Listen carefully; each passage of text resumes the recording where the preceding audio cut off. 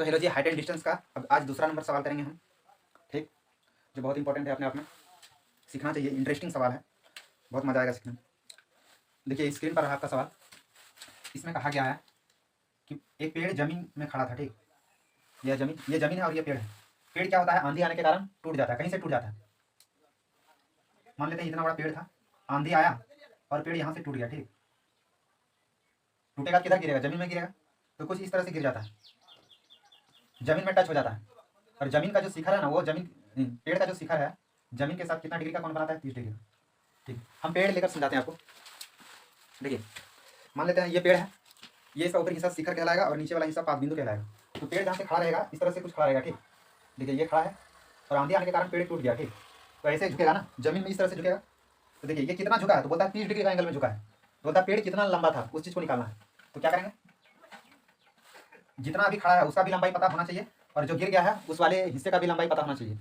तो ये हिस्सा और ये हिस्सा दोनों को पता करना होगा। तो देखिए अब जब पेड़ झुक जाता है तो देखिए यहाँ पे ट्रायंगल बन रहा है।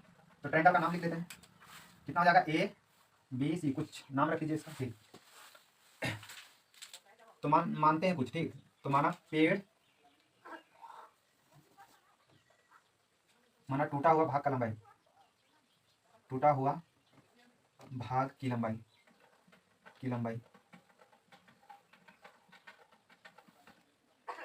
है ना। टूटा हुआ भाग कौन सा है, AC वाला भाग टूटा हुआ है ना। तो AC बराबर कुछ मान लेते हैं H, तो लिख दीजिए यहाँ पर H।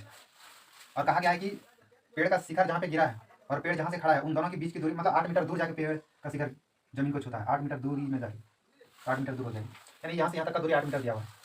तो देखिए हमको ये भी लंबाई पता करना है और ये भी। पहले इन दोनों को लेते हैं, P/B। ठीक, P/B किसमें होता है, tan थीटा में होता है। तो लिखिए त्रिभुज ABC में, त्रिभुज ABC में हाइट एंड डिस्टेंस बहुत ही आसान है। त्रिभुज ABC में tan थीटा बराबर कितना हो जाएगा, P/B। तो यहाँ पे P क्या है, AB है, और B क्या है, BC थीटा। तो थीटा कितना बन रहा है, 30 डिग्री। AB का लंबाई कितना है, AB का लंबाई नहीं है तो नहीं लिखिए इसको। BC कितना है जी, 8। tan 30 डिग्री का मान कितना होता है, 1/√3। तो यहाँ पे √3 बैठा सकते हैं।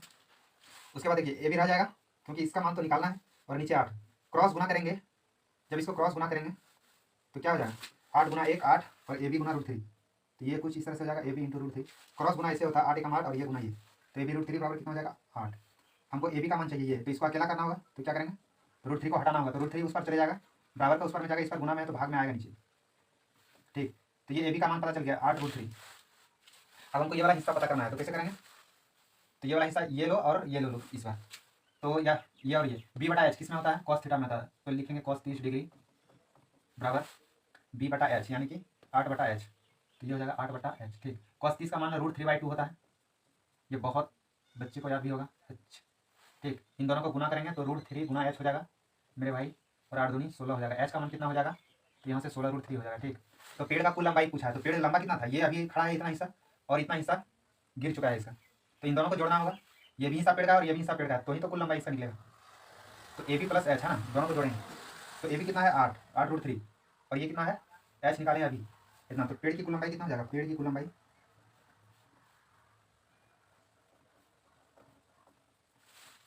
ये वाला हिस्सा है 8 √3, और ये जो इधर झुका है वो वाला हिस्सा कितना है जी, 16/√3। दोनों से है सेम लिख दो और ऊपर वाला को डायरेक्ट जोड़ दो, 24। ऊपर नीचे √3 से गुना कर दो, क्योंकि नीचे रूट में नहीं होना चाहिए। इससे क्या होगा, इससे ये दोनों गुना होकर 3 बन जाएगा, और ऊपर 24 √3 और नीचे √3 गुना √3 3 हो जाएगा। 3 8 24 कट जाएगा यहाँ पे, तो 8 √3। यही है क्या, पेड़ की टोटल लंबाई 8 √3।